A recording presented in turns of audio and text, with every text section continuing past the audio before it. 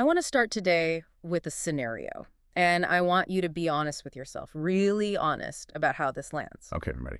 Picture yourself. You are sitting in a room that is climate controlled to a precision that a medieval king would have, I don't know, traded his entire kingdom for. Okay, total comfort. You have a device in your pocket, a slab of glass and silicon that grants you instant access to the sum total of all human knowledge. Plus, you can contact pretty much anyone on the planet instantly. A literal magic wand. And you have food in a refrigerator that is chemically preserved to keep you from, dying of botulism. You are, by every objective metric available to history, living in an absolute utopia. Yeah. And yet you are currently seething with rage because a web page took 4 seconds to load instead of 1. Yes. Familiar feeling. Or maybe the coffee you bought, which was harvested in Colombia and shipped across an ocean just for you, is slightly lukewarm. The injustice of it all. It's this weird juxtaposition, right? We are surrounded by miracles, just wall-to-wall miracles, yet we spend our days annoyed, just just genuinely irritated by triviality. It is the defining paradox of the modern human experience. I mean, we have successfully engineered a world of comfort, but we haven't engineered a brain that can actually enjoy it. Yeah. We've built the paradise, but we're still the same grumpy ancestors who got us here. That is exactly what we are unpacking today. We've got a stack of research here, and it's all centered around this really provocative piece of writing that argues this feeling, this low-grade, constant hum of dissatisfaction, isn't a character flaw. Right. It's not you being spoiled. It's not that we're ungrateful brats. It is a biological imperative. The central premise we're looking at is that human beings are biologically wired to complain. That dissatisfaction isn't a bug in our software. It is the operating system itself. It's the whole OS. The whole thing. And if you were capable of being perfectly happy with what you have, you probably wouldn't be here. Your ancestors would have been eaten. Which is a comforting thought in a really twisted way. But before we get into the evolutionary biology of it all, I have to share this opening hook from the source material. It's perfect. What? It starts with this hilarious thought experiment about psychotherapists. We tend to think of therapy as digging into our childhood trauma, right? The classic, tell me about your mother. Standard procedure.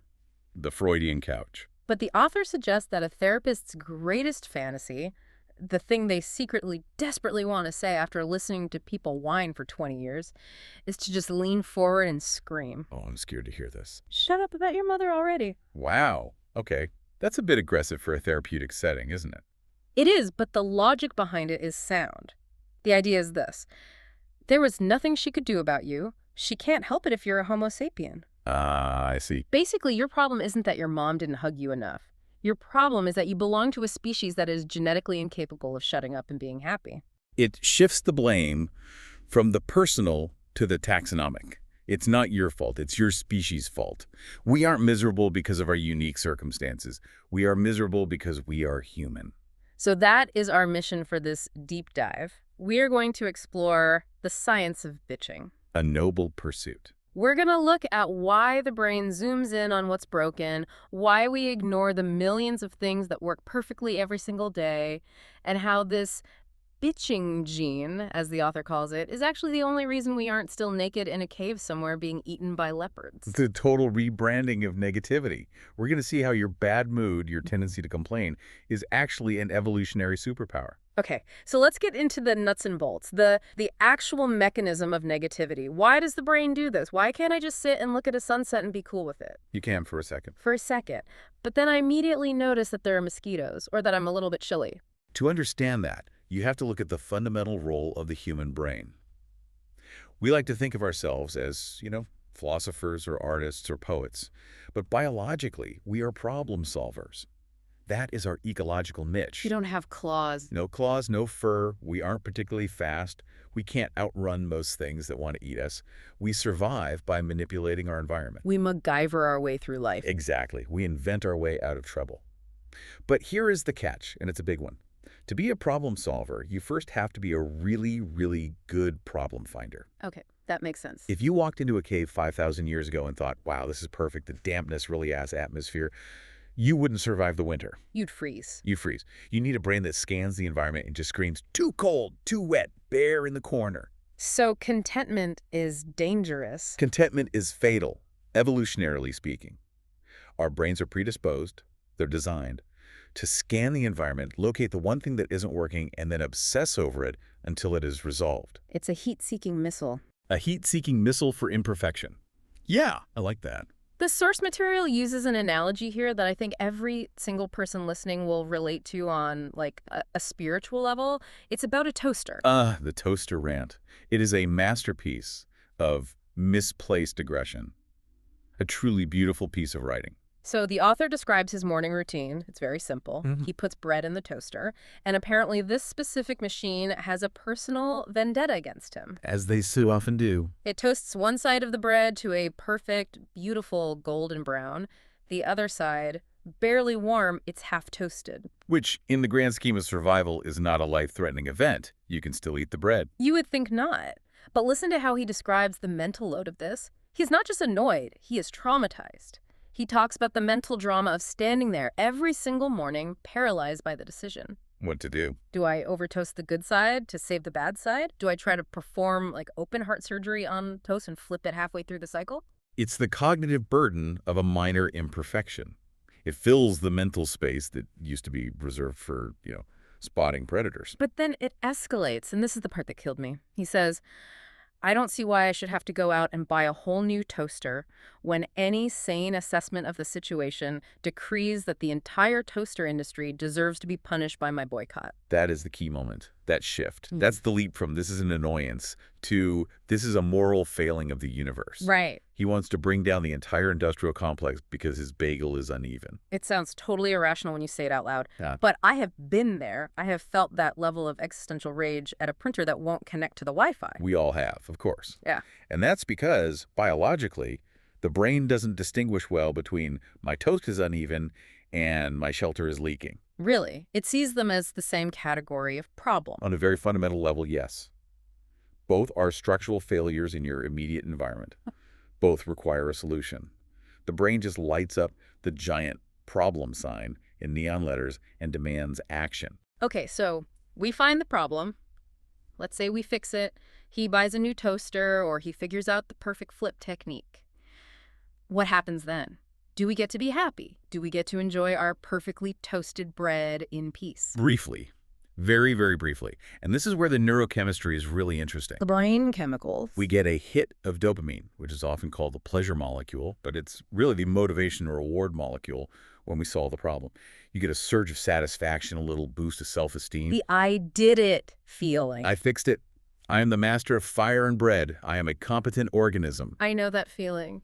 It's like when you finally assemble a piece of IKEA furniture correctly, you feel like a world-class engineer for about 10 minutes. Exactly. But, and this is the crucial part, the part that explains everything, that satisfaction is chemically designed to evaporate. It is temporary by design. Why? Why can't it just stick around? Why can't I just feel good about the bookshelf forever? Because if the satisfaction lasted forever, you would stop improving. You'd stop progressing.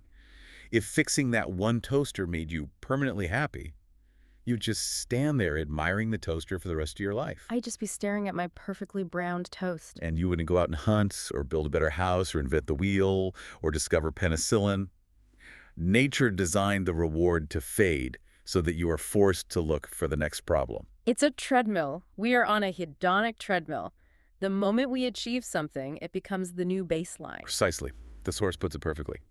Human nature is built not for satisfaction, but progress. You thrive not by surviving, but by striving. Thrive by striving. Wow, that sounds exhausting. It is exhausting. That's why we're all so tired all the time. But it explains why we can't just chill. It's not in our nature. If we were capable of permanent satisfaction, we would likely still be single-celled organisms floating in a primordial soup, perfectly content with the water temperature. Just vibing. Just vibing. We wouldn't be us. So we're wired to see the cracks in the wall, not the wall itself. This leads to a concept the author introduces, which I think is just, it's brilliant. We all know Murphy's Law, right? Anything that can go wrong will go wrong. A classic pessimist's mantra, and, a fairly useful heuristic for planning. It is. But the author proposes a counter law. He calls it Quirk's Law. Quirk's Law. This is the antidote to Murphy. I love this part. So lay it out for us. What is Quirk's Law? Quirk's Law states that almost everything in civilization is perpetually and simultaneously going right. and nobody notices. It's the invisible miracle theory. Precisely. We are fundamentally blind to functionality. When things work, they become invisible to our conscious minds. And to prove this, the source takes us on this deep dive into something incredibly mundane, something you're looking at right now. A single paragraph in a book. I loved this section because it forces you to slow down. I mean, usually you read a paragraph, you process the information, you move on. You don't think about how it got there. No, you take it for granted. But the author asks us to just stop and deconstruct the very existence of that paragraph. Just look at the block of text on the page. To make that paragraph appear in front of your eyes, a truly titanic amount of coordination had to happen. Let's break it down because I think we skip over this way too easily. We're not just talking about the author sitting down and typing it. No, that's just the very, very tip of the iceberg. Start with the basics. You have the author, who had an idea. Then you have copy editors checking for grammar and spelling. You have typesetters, which used to be a physical job, placing lead letters. Now it's digital, but it's still a specific skill. You have designers laying out the page so it's readable. Okay, but that's just the creative team. What about the physical object itself? The book in my hand. Right, the paper. Let's talk about the paper. Where does paper come from? It comes from a tree. Someone had to plant that tree, maybe decades ago. Someone had to harvest the tree. Think about the logger. Think about the chainsaw the logger is using. Who built that chainsaw? Who mined the iron ore to make the steel for the chain? Who refined the oil to make the gasoline to run the motor? Who designed the two-stroke engine? This is getting fractally complex. It's like a never-ending chain. We're just getting started. The log goes to a mill. It's pulped. It's processed with chemicals, bleach, bonding agents. Who invented those chemicals? Who manufactured them? Who transported them to the mill? You have truck drivers. You have the entire road network. Someone had to invent asphalt. Someone had to pave the roads. Someone had to design the logistics software that told the truck driver which route to take to be most efficient. And the author throws in some history, too. He mentions that for centuries, the glue for the binding came from horses. Laughs. Yes, the traditional animal-based binding agents. It's a whole other supply chain. But then think about the administrative layer that underpins all of this.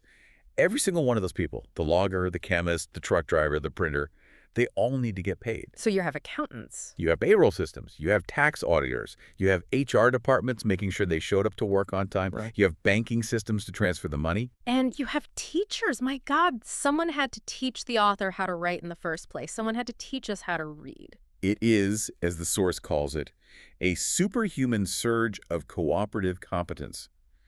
Thousands, maybe tens of thousands of people, most of whom will never meet, most of whom probably wouldn't even like each other if they did meet, all working in perfect sync. And what drives them? What's the fuel for this whole engine? Money. Just money. Money, which the author cynically but accurately notes, is essentially reproductive currency. They're doing all of this to feed their families, to put a roof over their heads, but the emergent result is this flawless paragraph, a miracle of logistics and human cooperation. So we have this miracle, this absolute triumph of the human species sitting in our hands. And what is the author's reaction to it? Is he weeping with gratitude? Is he writing thank you notes to the loggers and the chemists? No.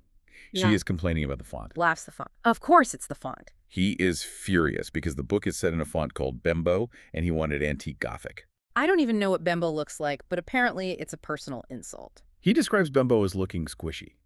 He feels slighted. He compares himself to Carl Sagan, who apparently got antique Gothic for his books. And he's thinking, why does Mr. Big Shot Carl Sagan get the good font and I get the squishy font? He's actually angry. He wants to find the book designer responsible and give them hell. It is so petty. It is so small. But it proves the point so perfectly. You have this mountain of success paper, ink, transport, literacy, civilization itself. And the brain ignores 99.999% of it to focus on the 0.001% that is the shape of the letter G. But here's the provocative question the source poses. Is he wrong to be angry? I mean, yes. It's a miracle. He should be grateful. But if he wasn't angry, if he didn't care about the font, would the book be as good? Would it be as polished? The author argues that this pettiness, this obsession with detail, is actually efficient. How so? That seems counterintuitive. Imagine if we did walk around appreciating everything all the time. Imagine if every time you opened a book, you spent an hour weeping over the majesty of the paper mill and the complexity of the supply chain. You'd never get any reading done. You'd be paralyzed. Hmm. It is too much trouble, it's too much cognitive overhead to notice all the things that go right. It is a waste of processing power for a brain that's designed to solve problems. So we filter out the good as just background noise. Correct. The good is the baseline. The bad, the squishy font, the typo on page 57, the shipping delay from the warehouse, that is the signal. That is the only thing worth your conscious attention because that is the only thing you can improve. So following that logic, the people all down the supply chain, the printers, the editors, the truckers, they're probably not happy either, are they? No, not at all. The author asks, are any of the thousands of people involved in this process happy? And the answer is a resounding no. What are they doing? The trucker is cursing the traffic. The printer is cursing the last-minute deadline. The editor is cursing the author's terrible grammar. The whole system is fueled by stress and complaint and anxiety. And yet it works. It produces this miracle. It works because everyone is complaining. It works because everyone is trying to fix the friction points in their little part of the process. If everyone was just chill and content, the truck would be late, the paper would be ripped, and the font would probably be Comic Sans. Oh God, not Comic Sans! Focusing on the screw-ups is what makes us, as he puts it, a kick-ass species. I love that phrase, kick-ass species, juxtaposed with the image of a guy whining about fonts. But it makes a twisted kind of sense. We outsource the maintenance of the miracle to our subconscious so our conscious mind can focus exclusively on the errors. Exactly. And this isn't just a modern phenomenon. This isn't just about books and toasters and software. The source takes this all the way back to our anatomy. There's a direct line between our hands and our bad attitudes. The opposable thumb theory. Yes. The thumb is the original sin, so to speak. Walk us through this. How does having a thumb make me a grouch? Well, think about what an opposable thumb allows you to do. It isn't just for hitchhiking or texting. It allows you to grip. It allows you to manipulate tools with precision. It allows our ancestor, Homo habilis, to pick up a rock and intentionally change the shape of another rock. Right. We become agents of change. We can impose our will on the physical world. And once you become a tool user, you fundamentally change your relationship with reality. You stop seeing the world as static, as just the way it is. You start seeing the world as raw material, as something that can be improved. So a zebra looks at the world and sees grass, lion, water, run. It doesn't look at the grass and think, I could probably landscape this for better water retention. Exactly. Lizards, zebras, fish, they are stoics by nature. They accept reality as it is presented. If a lizard walks into a cold cave, it might die or might move to a warmer rock, but it doesn't get annoyed at the cave's thermal properties. It doesn't think, this cave has a terrible draft, this is unacceptable. But a human does. A human feels that draft and immediately thinks, this is a problem that can be solved. Because we know we can solve it. Because a human knows that insulation is possible. We invented fire, we invented walls, we invented blankets, and eventually HVAC. So when we feel a draft, we don't just feel the physical sensation of cold, we feel indignation. We feel like a problem has been left unsolved. Why hasn't someone fixed this? So complaining is basically the sound of a tool user searching for a problem to apply a tool to. It's the hum of the machine. Precisely. Deep in your genome, there's this bitching gene. It was selected for over millions of years of evolution.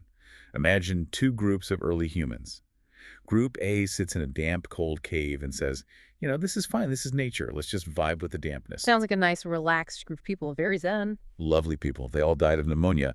Now Group B sits in the same cave and says, this sucks, I hate being wet, this is completely unacceptable, somebody do something. So they build a fire, they weave a mat to sleep on, they build a rudimentary door. They invent architecture and engineering. The ancestors who sat around and accepted things didn't solve the problems that led to better survival rates. Or, as the source puts it more bluntly, the problems that led to babies. He who didn't bitch didn't solve the problems that led to babies. That is the evolutionary bottom line, isn't it? It's all that matters, ultimately. And this brings us to one of the funniest, but also most profound parts of the source material. You can see this instinct not just in deep history, but in the development of a single human. You can see it in a baby. Oh, man. The baby comparison was brutal, but so accurate. It's stark, isn't it? Compare a human infant to almost any other newborn animal. A newborn sea turtle hatches on a beach and immediately scampers to the ocean. It's on a mission from the second it's born. Right, or a newborn calf. It stands up within minutes, it finds the udder, it starts walking. They are remarkably self-sufficient. They don't expect much from the universe. They're ready to work. No, but a human baby. A human baby comes into the world with what the author calls indignant outrage. They are born furious that things aren't perfect. They're born complaining. The inner monologue the author gives the baby just cracked me up. It's something like, I have a mouth and there is no breast in it. This is a management failure. I have some gas. Somebody do something about that immediately. Incompetence. I'm surrounded by idiots. Why am I cold? Why isn't someone rocking me? Fix it. Fix it now. Last babies are the ultimate Karens. They want to speak to the manager of reality. They do. And the author notes the humor in this toddler hauteur. You see a 4-year-old issuing these queenly edicts about the precise way their juice cup must be filled or the unacceptable texture of their blanket. You would never see that from a wombat. A wombat is just happy to be a wombat. A toddler expects the world to cater to them, and we think it's cute or annoying, but it's actually the seed of our species' greatest strength. Because if we didn't expect the world to cater to us, we wouldn't bother building hospitals or heaters or plumbing. Correct. That infant rage is the precursor to the adult drive to reshape the world into a more comfortable place. Now, there's another layer to this. It's not just about fixing things physically. There is a social currency to complaining. The author has this fantastic phrase, to bitch is to bond. This is something sociologists have observed for a long time. Shared grievance is a powerful, powerful social glue. Think about it in your own life. You walk into a waiting room, you're standing at a bus stop, you want to start a conversation with a complete stranger. What do? You don't lead with positivity. You don't say, isn't it a wonderful day? Aren't we lucky that we have this system of public transportation? If they'd think you were crazy or trying to sell them something, you say, can you believe this traffic? Or it is freezing out here today. Or this line is taking forever. And immediately the other person relaxes, they nod, they say, I know, right? It's ridiculous. And boom, you have a connection. You're allies. It's immediate solidarity. We are suffering together. It creates an us against the world dynamic, even if the world in that moment is just a slow barista or some bad weather. But the flip side of that is also true. The source talks about our reaction to the chipper person, the person who is just relentlessly pathologically positive. Oh, the enemy, the people. Laughs. Why do we hate them so much? The author asks. Why do we want to slap them? And honestly, it's a valid question. If someone is super happy, shouldn't that be infectious? Shouldn't that make us happy? Logic suggests yes, but our deep tribal biology says no. The answer the author gives is just perfect. We want to slap them to give them something to complain about. Because if they complain, they're one of us. We can bond with them. Exactly. If they're just happy, they are alien. They're outside the tribe of shared dissatisfaction. They're signaling that they don't see the problems we see, and if they don't see the problems, they aren't helping us solve them. They're dead weights. They're dead weight in a survival context. If you're smiling and saying, everything's fine while the ship is sinking, you aren't an optimist. You're a liability.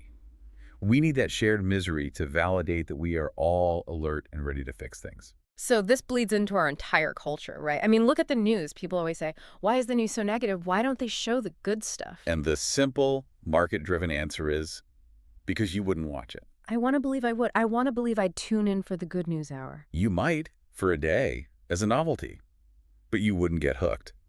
The author suggests we should just rename the news to the bad news, because that's what it is, and that's what we want. A headline that says, billions of people got along today, babies were born, and friendships were forged, is not a story. It's boring. There's no conflict. It's boring because there is no problem to solve. Our attention is a limited resource. Our brains have to allocate it to potential threats. So we ignore the billions of friendships, the planes that didn't crash, to obsess over the one murder, the one war, the one scandal. The news machine isn't forcing negativity on us. It is feeding a deep biological market demand. It's satisfying our unquenchable desire to scrutinize problems. And it's the same with art, isn't it? The source brings up this comparison between Keats, the tragic romantic poet, and someone like Dr. Seuss. Or any happy pop art. Yeah. We have this built-in cultural bias. We view happy art as shallow. If a song is just, I love you and everything is great and the sun is shining, we think it's for children. It feels trite, simple. But a song about heartbreak, a movie about a tragedy, a novel about suffering. That is profound. That is deep. That's important. The quote that really stuck with me from that section was, Thank goodness Keats lived before Prozac. Less. Ah. It's so cynical, but it speaks directly to our aesthetic values. We possess a masochistic taste. We yearn to whine. We find depth in dissatisfaction because for thousands upon thousands of years, dissatisfaction was where the real work of being human happened. Happiness was just a rest stop. Dissatisfaction was the journey itself. This mindset, this obsession with the negative, the problematic, it didn't just shape our art. The source argues it actually determined the fate of the entire planet. And it gets into this heavy comparison between us, Homo sapiens, and the Neanderthals. This is a crucial piece of the evolutionary puzzle. For a long time, the popular image of the Neanderthal was this, hunchback, stupid brute dragging a It was club. a caveman caricature. But modern archaeology has completely blown that up. These were a highly successful, intelligent species. Right, I've read that they had bigger brains than us, on average. They had slightly larger cranial capacities, yes. They were physically much stronger, more robust. Their bones were denser. If you put a prime Neanderthal and a prime sapiens in a wrestling match, the Neanderthal wins every single time. No contest. So, the big question, why are we here talking into microphones and they are extinct? What was our edge? The theory presented here is that we were whinier. Well, they complain them to death. That just sounds ridiculous. It sounds funny when you put it like that, but think about the strategic implication of being whinier. The Neanderthals were successful. They survived for hundreds of thousands of years in Ice Age Europe. Yeah. They had a fire, they had spears, they hunted a huge game. But their technology, it plateaued. They didn't innovate much. Very little. Yeah. They used the same style of stone tools, the Mousterian industry, for eons. The impression is that they found a system that worked, and they stuck with it. They were content. This spear works. It kills the mammoth. Why change it? Exactly. But Homo sapiens, we were never content.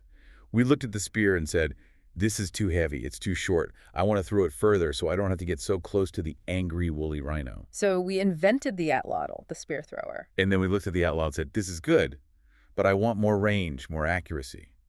So we invented the bow and arrow. We were constantly tinkering, constantly dissatisfied with the current solution. We looked at the cave and said, it's too open, it's not defensible. So we organized into larger, more complex social structures for defense and cooperative hunting. When we encountered the Neanderthals in Europe and the Middle East, we didn't just see a neighbor or a rival. Our problem-solving brain saw a problem to be solved. They were competition for resources. And because we were the species that obsessively solved problems, we had better tools, better strategies, and more complex coordination. The author puts it really starkly at one point. He says something like, we are one big human family only because we eliminated the other families. It's a chilling thought, but it's likely true. Our dominance isn't because we were the nicest or even the strongest individually. It's because we were the most restless, the most dissatisfied. We could not leave well enough alone. And that restlessness requires a specific kind of blindness. That's the point the source keeps coming back to. To be the best solution seeker, nature had to make us blind to what goes right. Taking things for granted is a survival mechanism. It's a feature, not a bug. If sapiens had stopped to just appreciate how good their spears were, they would have stopped innovating, and the Neanderthals might have won out. You have to take the current level of technology for granted so you can immediately focus on the next level. Which brings us to the present day, and this is where the whole thing becomes a bit of a tragedy. Because we won. We beat the Neanderthals, we beat the lions and the wolves, we beat smallpox, mostly. We are living in the biblical land of milk and honey. Literally. The author points out that things like salt and pepper, just think about this for a second, spices that people used to die for. Entire economies were built on them. Wars were fought over spice routes. Columbus was looking for a new route for pepper when he bumped into America. Men sailed off the edge of the known map, risking death for a handful of peppercorns. And now they are free in little paper packets at the cafeteria. And we complain if they get clumped up. We just throw them away without a single thought. we have achieved the ancient dream. We have the pizza delivery, the ergonomic pillows, the 500 channels of entertainment. The author asks this great diagnostic question. When was the last time you had a real callus? A real callus. Not from lifting weights at the gym for fun, but from survival labor. From, tilling a field or grinding grain. I think my thumbs are calloused from scrolling on my phone. Does that count? Laughs, exactly. By any historical metric you can possibly choose, we have arrived in paradise. We should be in a state of perpetual, blissful gratitude. But we aren't. We're miserable, we're anxious, and this is the paradox of modern paradise. Because we still have a Pleistocene brain. We have a brain that was built to dodge saber-toothed tigers and find water during a drought, but we are sitting on a couch in an air-conditioned room. So what happens to all that problem-solving energy, all that vigilance? It doesn't just go away. No, it has nowhere to go. So the brain, in its infinite wisdom, does what? It invents problems. And this is where the concept of boredom comes in. The author calls boredom a luxury. Yeah, that hit me. The idea that boredom is a modern invention. Peasants in the year 1300 were not bored. They were exhausted.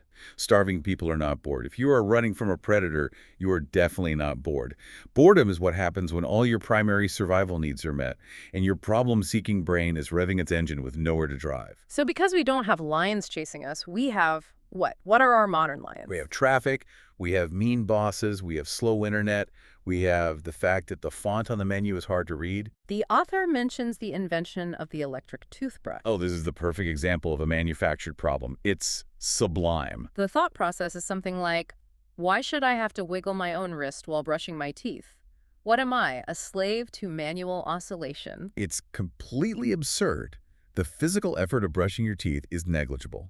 But to a boredom-soaked, problem-seeking brain, it registers as friction. It registers as an inefficiency. It's a problem.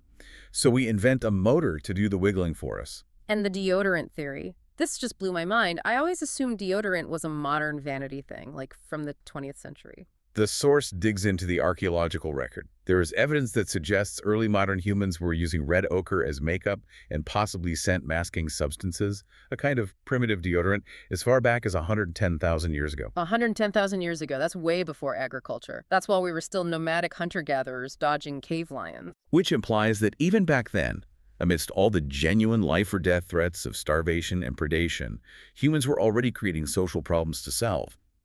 Do I smell okay? Does this ochre make my loincloth look fat? Social anxiety is ancient. Wow. It is. We were inventing problems even when we had plenty of real ones. My natural body odor is a problem that I need to fix. So we are problem-generating machines. But this all comes at a huge cost, doesn't it? I mean, physically. Thinking this much, worrying this much, it must burn a lot of fuel. This is the economic argument for dissatisfaction, the energy cost of intelligence. Break down the numbers for us, because I think we dramatically underestimate how expensive thinking actually is for our bodies. Okay, so your brain is about 2% of your total body weight. It's a small organ, relatively speaking. Yeah. But it consumes about 20% to 25% of your total daily caloric intake. Whoa, so a quarter of every burger I eat goes just to keeping the lights on upstairs. Yes, a quarter of your energy budget. Now compare that to other smart primates. A chimpanzee or a gorilla spends about 8% of their energy on their brain. So we are running a supercomputer that requires massive amounts of power, 3 times as much as our nearest relatives. And that power has to come from food. In the ancestral environment, food is scarce and hard to get. So having a brain that's metabolically hungry is a huge evolutionary risk.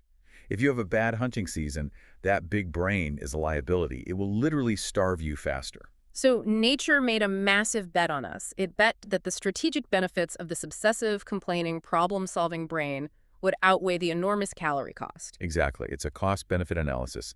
And the comparison the author uses to illustrate this trade-off is just perfect. It's the dog at the park. I see this every single day. The dog versus the human. Picture it. You're at the dog park. What is the dog doing? It's living its best life. It's scampering. It's sniffing butts. It's chasing a tennis ball with an expression of pure, unadulterated ecstasy. It is joy in motion. Scampering. The author loves that word, and it's the right one. The Yeah. dog is a scampering machine.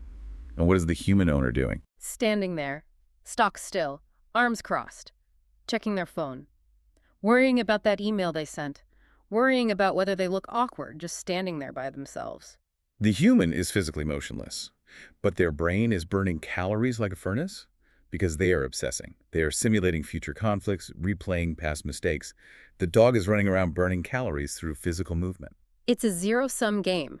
The energy has to be spent somewhere. That's the theory. Nature deals in trade-offs. You can't have it all.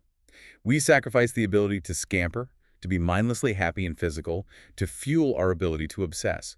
The energy we spend worrying is equivalent to the energy the dog spends moving. We literally cannot afford to just be happy-go-lucky. Our brain is too expensive. We have to put it to work finding problems to justify its existence. Evolution dictates that traits only persist if they pay their own rent, so to speak. The hummingbird spends a fortune in energy to hover, but it pays off in access to nectar. The peacock grows that ridiculous cumbersome tail that makes it easy for predators to catch. But it pays off in mating success. Exactly. And for us, the ability to complain, to see the world as fundamentally broken and in need of fixing, paid off. It kept us alive and allowed us to dominate the planet. It did. But the also ends on this really provocative, slightly unnerving speculation about the future. Yeah, this part got me thinking, because we usually have this linear idea of progress. We assume evolution always pushes for smarter, faster, better. More intelligence. But evolution only pushes for reproductive success, whatever works to make more babies. And the author asks, is this trait, this hyper-anxious, problem-seeking intelligence, still useful in our modern environment?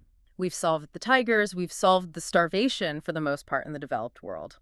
Now we're mostly just driving ourselves crazy with anxiety, depression, and stress-related illnesses. Right. Outthinking ourselves might be becoming a disadvantage. High anxiety can lead to lower birth rates. Chronic stress literally kills us. It shortens our telomeres. So nature might decide to dial back the brain power. It might select for being dumber. It's possible.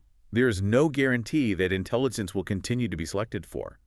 If being anxious and obsessive stops leading to more babies, and being chill and simple starts winning the reproductive race, we might evolve to be stupider. We might evolve into, what did he call the species? Homo scampus sniffus. Laughs. Homo scampus sniffus. More scampering, less thinking. A future species that is slightly less sapient, maybe can't do calculus or write tragic poetry, but is a hell of a lot happier. Honestly, some days, looking at the news, looking at my own stress levels, Homo scampus sniffus sounds like a pretty good upgrade. I'd take a little more scampering. It's tempting, isn't it? But the trade-off is Homo scampus sniffus probably won't cure cancer. They won't build a colony on Mars. They'll just be happy in the mud. And that's the rub, isn't it? We are stuck with this brain. We are stuck with the ambition and the misery that fuels it. Until evolution decides otherwise, yes, that's the package deal. So let's wrap this all up. We've covered the toaster, the supply chain, the Neanderthals, the calorie counts. What does this all mean for the listener who is currently, right now, listening to this on their commute and is annoyed by the traffic? You should reframe the complaint. When you feel that surge of annoyance, that sudden, this is unacceptable feeling about the car in front of you, recognize it. Don't beat yourself up for being negative or ungrateful. No, absolutely not. Recognize it as the ancient drive that built civilization. That anger you feel at the traffic, that's the same energy that invented the wheel because someone got tired of walking. That annoyance at the slow internet, that's the same energy that invented writing because someone got tired of having to remember everything. You are feeling the engine of progress revving inside you, even if it's directed at something trivial. Exactly. We owe all our modern comforts, our good stuff, the air conditioning, the vaccines, the Spotify playlist you're listening to our species' profound inability to appreciate any of it. We have air conditioning because someone, somewhere, could not stop complaining about how hot it was. We have modern medicine because someone refused to accept that getting sick and dying was just fate. We have it all because we are a species of whiners. So, in a weird way, we should be grateful for our ingratitude. It is the central paradox of our existence. Yeah. Our misery is the fuel for our luxury. I want to leave you, the listener, with this final thought. It's something to chew on while you're annoyed at your next meeting or waiting in your next line. We spend our whole lives chasing happiness. We think, if I just get this job or this house or this toaster that actually works on both sides, then I'll be satisfied. The finish line is just around the corner. But if this science is right, if the only reason we advanced as a species is because we are biologically incapable of being satisfied, does that mean true happiness and human progress are mutually exclusive? It raises the question, is the only way to be truly, permanently happy to stop being human? That is the question. Next time you want to yell at a toaster, remember, you're just doing your part for the species. Thanks for diving in with us. Keep complaining, everyone. Civilization depends on it. See you next time.